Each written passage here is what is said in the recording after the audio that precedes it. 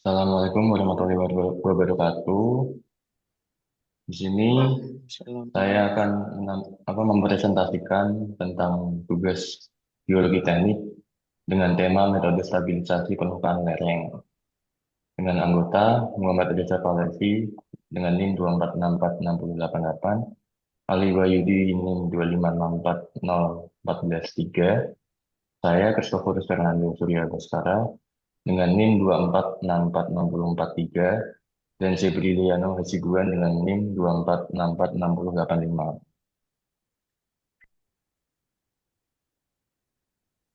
Metode stabilisasi dan kerapatan pada permukaan lereng dengan metode shotcrete dan soil nailing. Dalam pekerjaan konstruksi, pengalaman terhadap kondisi geologi merupakan faktor kunci yang menentukan keberhasilan suatu proyek. Geologi teknik adalah cabang ilmu geologi yang berfokus pada studi dan analisis karakteristik tanah, batuan, serta proses geologi untuk keperluan rekayasa dan pembangunan. Kondisi geologi suatu lokasi seringkali menjadi tantangan yang signifikan. Misalnya, keberadaan tanah lunak, batuan retak, atau potensi longsor dapat menghambat stabilisasi struktur. Tanpa kajian geologi teknik yang tepat, risiko seperti keruntuhan struktur, geseran tanah, atau penurunan fondasi bisa saja terjadi. Oleh karena itu, diperlukan peran geologi teknik untuk menganalisis, merencanakan, dan memberikan rekomendasi teknis yang dapat meminimalkan risiko tersebut. Stabilisasi permukaan lereng. Permukaan lereng adalah bagian dari permukaan bumi yang memiliki kemiringan tertentu akibat proses alami atau buatan manusia. Lereng terbentuk secara alami melalui berbagai proses geologi seperti erosi, pelapukan, gerakan tanah, dan aktivitas tektonik. Lereng akibat pekerjaan konstruksi adalah lereng buatan yang terbentuk karena aktivitas manusia dalam proyek pembangunan seperti pemotongan atau cutting, pengurukan atau filling, untuk membangun jalan, bendungan, gedung, terowongan, dan infrastruktur lainnya. Pembentukan lereng ini seringkali dilakukan untuk menyesuaikan kontur tanah dengan desain konstruksi atau untuk menyediakan ruang yang dibutuhkan dalam proyek tersebut.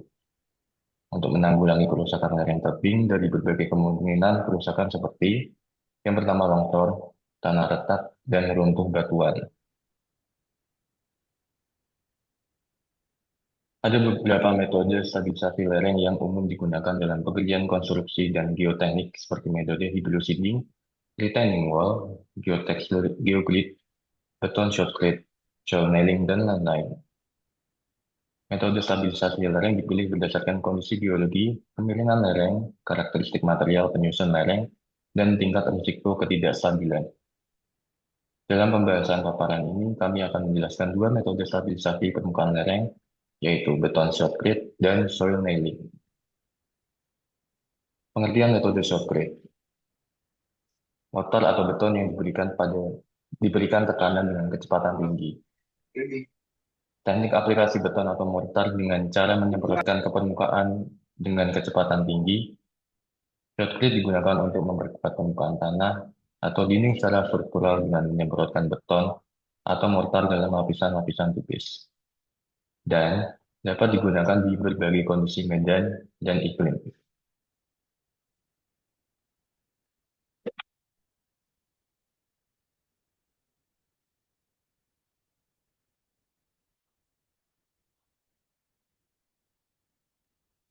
Selanjutnya akan saya jelaskan tentang campuran sorkrit dan metodenya.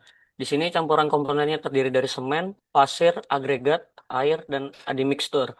Untuk metode sorkrit sendiri ada dua, yaitu wet sorkrit, yaitu pencampuran komponen sebelum masuk ke mesin. Lalu ada dry sorkrit, yaitu pencampuran komponen dalam kondisi kering.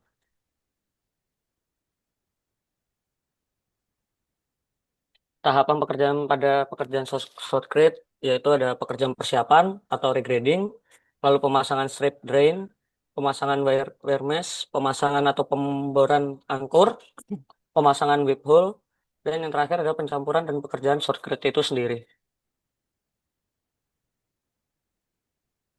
Pekerjaan persiapan atau regrading yaitu membersihkan, memperbaiki atau mengubah lereng sesuai dengan kemiringan yang telah ditentukan atau direncanakan.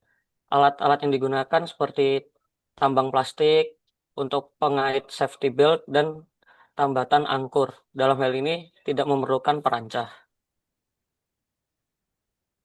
Lalu selanjutnya ada pemasangan strap drain.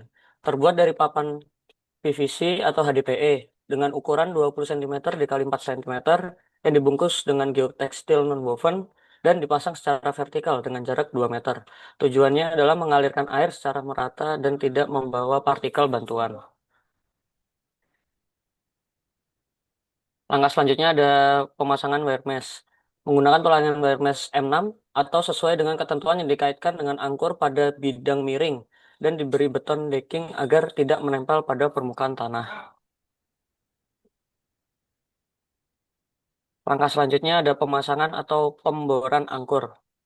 Pakaian Pemakaian angkur menggunakan besi beton ukuran 8 mm dengan panjang 30 cm. Penentuan jarak dan kedalaman pemboran titik disesuaikan berdasarkan gambar kerja dan kondisi lapangan. Pemasangan angkur dengan dipukul atau dibor.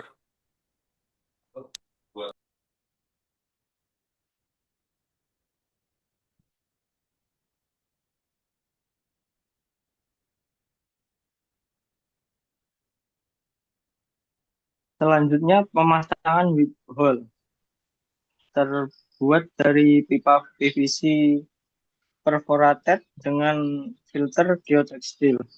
Pemasangan disesuaikan dengan gambar kerja dan ujung pipa harus ditutup selama pekerjaan short grid agar tidak tersumbat. Tujuan Tujuannya untuk mengalirkan air dari dalam tanah keluar dinding.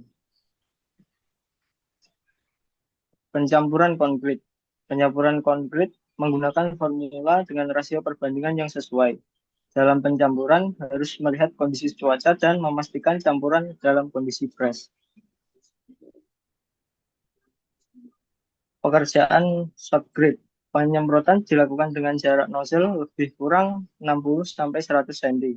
Dilakukan secara berulang hingga mencapai ketebalan yang ditentukan dan tidak boleh dilakukan pada saat hujan atau kondisi yang kencang. Hasil pekerjaan short grid perlu diberikan perlindungan dari air hujan secara langsung. Aturan-aturan khusus, peralatan short grid harus mampu menyalurkan material campuran dengan akurat, merata dan menerus. Penempatan short grid dilakukan dari bawah ke atas untuk mencegah rebound. Personil harus dilengkapi dengan persyaratan keamanan bekerja dan merupakan personil yang berpengalaman. Pengertian metode soil nailing. Soil nailing teknik stabilisasi tanah dengan melibatkan pemasangan batang-batang baja ke dalam lereng yang memberikan tambahan kekuatan dari dalam tanah dan dapat diterapkan pada berbagai jenis tanah dan kemiringan lereng. Tahapan pekerjaan soil nailing, pekerjaan perapian lereng, regrading, short grid, pemboran, pemasangan batang baja ulir, grouting.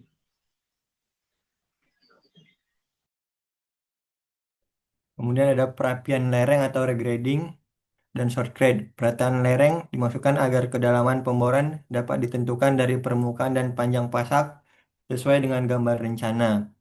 Dilaksanakan pada lereng yang sudah tergali keseluruhan dengan tidak boleh ada alur-alur atau kemungkinan bongkah-bongkah pada permukaan lereng. Kemudian pemboran yaitu menggunakan eh, pemboran kering atau dry coring, lubang pemboran dan peralatan serta metode disesuaikan dengan kondisi tanah maupun kondisi lapangan. Kemudian membersihkan semua kotoran setelah pemboran sebelum batang baja dimasukkan. Kemudian selanjutnya ada pemasangan batang baja ulir menggunakan bantuan centralizers yang diletakkan dalam jarak 0,6 meter dan di bagian atas dan bawah lubang dengan toleransi bergeser 25 mm serta tidak diperbolehkan menekan batang baja bila kesulitan dalam memasukkan ke dalam lubang.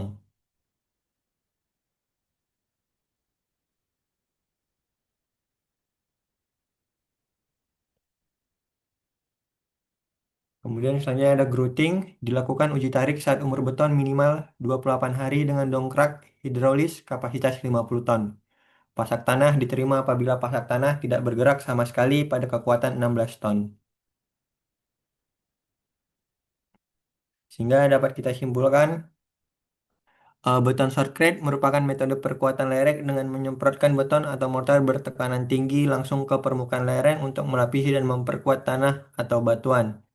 Dengan setidaknya ada tiga kelebihan. Yang pertama, cepat dan mudah diaplikasikan pada permukaan, kemudian menghambat erosi permukaan dan melindungi lereng dari pelapukan, kemudian efektif untuk perkuatan sementara maupun permanen. Dan ada dua kekurangan. Yang pertama, hanya melindungi permukaan lereng dan tidak mengatasi ketidakstabilan tanah di bawahnya. Dan kedua, kurang efektif jika lereng memiliki tekanan geser yang besar. Shotcrete lebih cocok digunakan untuk melindungi permukaan lereng dan menghambat erosi atau pelapukan.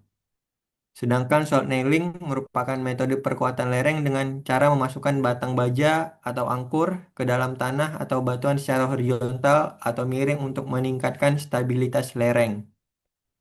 Terdapat tiga kelebihan. Yang pertama, meningkatkan stabilitas lereng secara menyeluruh dengan menambah kekuatan tarik internal. Yang kedua, efektif untuk tanah dengan kemiringan ekstrim atau lereng yang tidak stabil. Dan yang ketiga, dapat digunakan bersama dengan shotcrete untuk hasil maksimal. Dan terdapat dua kekurangan. Yang pertama, membutuhkan pengoboran yang memakan waktu lebih lama dan biaya lebih tinggi. Kemudian tidak cocok untuk lereng batuan keras atau area yang terlalu curam. Tunneling lebih efektif untuk meningkatkan stabilitas internal lereng, terutama pada lereng tanah dengan risiko longsor atau pergerakan tanah yang signifikan. Sekian paparan dari kelompok kami. Kami ucapkan terima kasih. Assalamualaikum warahmatullahi wabarakatuh.